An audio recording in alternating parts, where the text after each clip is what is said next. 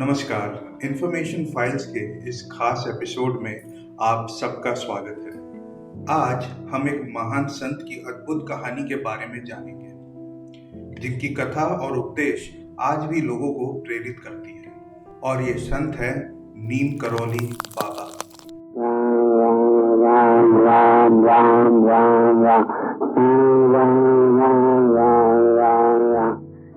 नीम करौली बाबा का जन्म 1900 के आसपास भारत के उत्तर प्रदेश के फिरोजाबाद गांव में एक ब्राह्मण परिवार में हुआ था। वो एक हनुमान साधक भी थे। बचपन से ही उनको अलौकिक शक्तियों का वरदान प्राप्त हो गया था। उन्हें आम लोग भगवान के अवतार के रूप में देखते थे। महाराज जी के जीवन के दौरान भोवाली और वृंदावन में उनके मुख्य आश्रम बनाए गए। नैनीताल से 17 किलोमीटर दूर नैनीताल अल्मोड़ा मार्ग में कैंची धाम स्थित है। अब जानते हैं इस जगह का नाम कैंची धाम कैसे पड़ा। दो पहाड़ों को चीरते हुए शिप्रा नदी यहाँ से बहती है। ऊपर से अगर इसे देखें तो ये एक कैंची के आकार में दिखता है, जिससे इस जगह का नाम कैंची धाम पड़ा। नीम करौली बाबा से कई लोग प्रभावित हुए, जिनमें कुछ नाम हैं। Hollywood actress Julia Robert, Apple के co-founder, CEO and chairman Steve Jobs, Facebook के co-founder Mark Zuckerberg, CEO of Skoll Global Threat Funds Larry Brilliant, co-founder of eBay, founder and chairman of Skoll Foundation Jeffrey Skoll, co-founder of Google Larry Page, former Indian captain Virat Kohli, actress Anushka Sharma, American spiritual teacher Kermit Michael Briggs, American spiritual teacher Robert Alpert. आज हम इनके चमत्कारी अनुभवों को detail में आपको बताएंगे।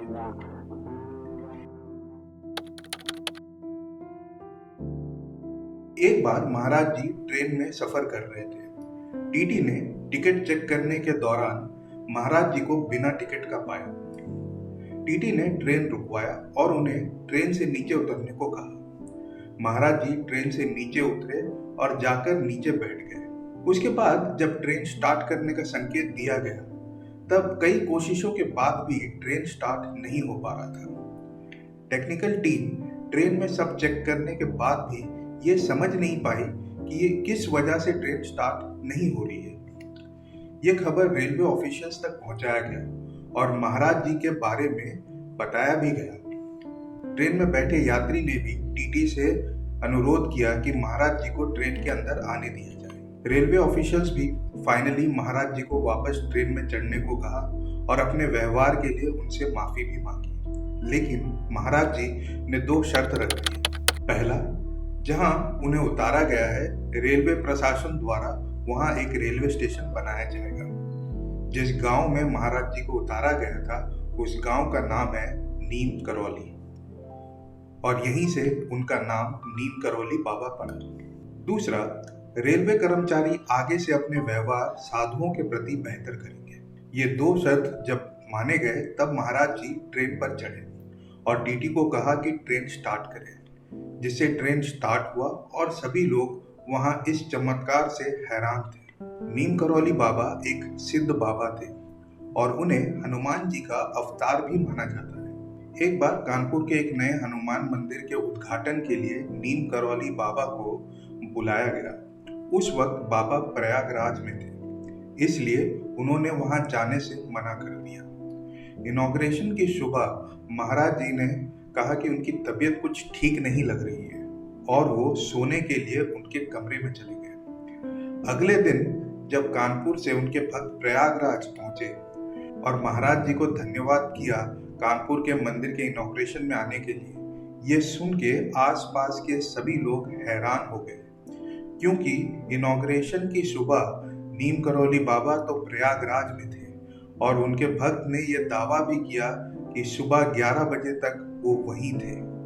ये किस्सा बहुत ही चर्चित हुआ कि कैसे नीम करौली बाबा एक टाइम पर दो जगह पे थे। एक और किस्सा है, एक बार अमेरिकन नागरिक रिचर्ड एल्फर्ट अपने दोस्त कर्मिट माइकल रिग्स के साथ कैंची धाम आए थे। रिचर्ड एल्फर्ट एलसीडी की गोलियां अपने साथ लेकर घूमते थे। जब वो नीम करौली बाबा के पास पहुंचते हैं तो बाबा ने रिचर्ड से कहा, मुझे वो योगी मेडिसिन दो जो तुम लाए हो। रिचर्ड ने सोचा शायद बाबा जी विटामिन की कोई मेडिसिन मांग रहे हैं, पर बाबा जी ने कहा कि जो तुम्हारे जेब में है वो मेडिसिन दो। रिचर्ड ने अपने जेब से एलसीडी की मेडिसिन की एक गोली निकाली। ये एक गोली 300 माइक्रोग्राम्स की थी। बाबा ने कहा कि जितने हैं सारे दो। तो रिचर्ड ने सारे मेडिसिन बाबा के हाथ में दे दिए और बाबा ने एक झटके में सारे एलएसडी की गोलियां खा गए। रिचर्ड वेट कर रहे थे कि बाबा को मेडिसिन रिएक्ट करेंगे, बट बाबा पर मेडिसिन का कोई असर नहीं हुआ। रिचर्ड जब अमेरिका वापस गए तो वो यही बात सोच रहे थे कि शायद बाबा वो मेडिसिन नहीं खाए हैं और उन्होंने उन्हें फेंक दिया। जब रिचर्ड फिर पहुंचे बाबा के पास तो बाबा ने कहा, तुम लास्ट टाइम जब आए थे क्या तुमने मुझे कोई मेडिसिन दिया था? रिचर्ड ने जवाब में कहा, हाँ। बाबा ने पूछा, क्या वो मेडिसिन मैंने खाया था? तो रिचर्ड ने जवाब दिया, हाँ शायद। बाबा ने रिचर्ड से फिर वो गोली मांगी और इस बार बाबा ने सारे मेडिसिन रिचर्ड को अच्छे से दिखाकर खाए और फिर अपने शॉल से अपना मुंह छुपा लिया। जब शॉल नीचे किया तो बाबा की जीभ बाहर निकली हुई थी और शक्ल अजीब सी हो गई थी। रिचर्ड इतना सोच ही रहे थे कि मैंने क्या कर दिया बाबा के साथ, मैंने इतने गोलियां बाबा को कैसे दे दी। तभी नीम करौली बाबा वहां जोर जोर से हंसने लगे। बाबा ने रिचर्ड को कहा कि ये साधु सन्यासी 1000 साल पहले करते थे और छोड़ भी दिए हैं, असल सुख परमात्मा में है।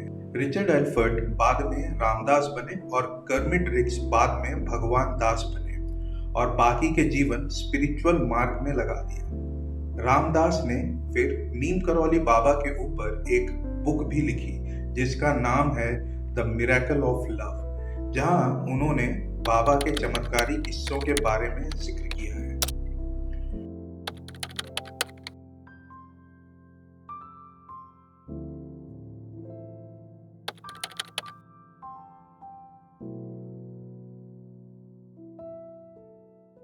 Tell me about India. It must have come home especially to you because you're now practicing Hindu? Well, I practice. I practice at a lot of things. Hinduism is something that I'm very intrigued by and very interested in. Where did it come from? Where did the interest come from? It came from seeing a picture of a guru called Neem Karoli Baba.